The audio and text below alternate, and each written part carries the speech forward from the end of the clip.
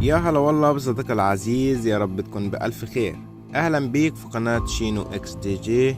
شرح النهاردة هيكون عن تطبيق لكسس اديو اديتور، يضيف دبة للموسيقى. أحيانا بيزيل حقوق الطبع والنشر من على الموسيقى. ندخل للبرنامج مع بعض. هيفتح معانا بالواجهة دي في كلمة اوبن فوق على اليمين.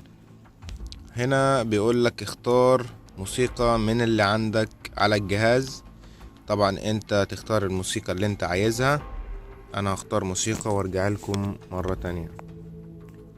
ورجعت لكم بعد ما اخترنا الموسيقى اللي هنعدل عليها ونضيف اليها البيز. هنشغل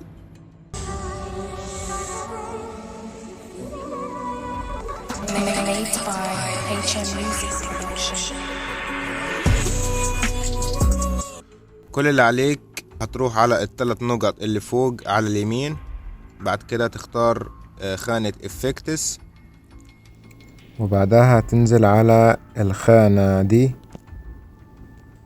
طبعا انا معدل على كمية موسيقى قبل كده، فانت هتلاقيها زي ما انت شايف بالظبط. اول حاجة هتعلي على 62 وتنزل 125 وتنزل 32. اوكي تمام. وهترفع اخر حاجة دي اللي هي 16,000. تمام. وهتعمل ابلاي.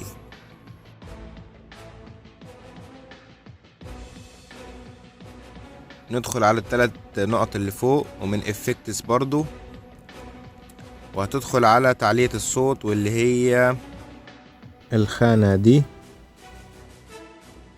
تمام. دي هتلاقي عندك هنا او هنا. انت تيجي تعليها للاخر. تمام. وتيجي على ابلاي.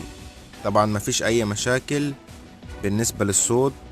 وزي ما انتوا شايفين يا شباب، الخطوة اللي احنا عملناها دي مخصصة فقط لزيادة وضوح الصوت وليس تعلية الصوت. طيب يا شباب، زي ما انتوا شايفين كده احنا خلصنا تعديل على الموسيقى، ونيجي نسمعها زي ما انتوا شايفين. معلش عشان الصوت في الفيديو او التسجيل بيبقى الصوت متكرر جوه البرنامج ده. فاحنا كده خلصنا التعديل على الموسيقى. هنا هوريكم دبة الصوت عملت ازاي.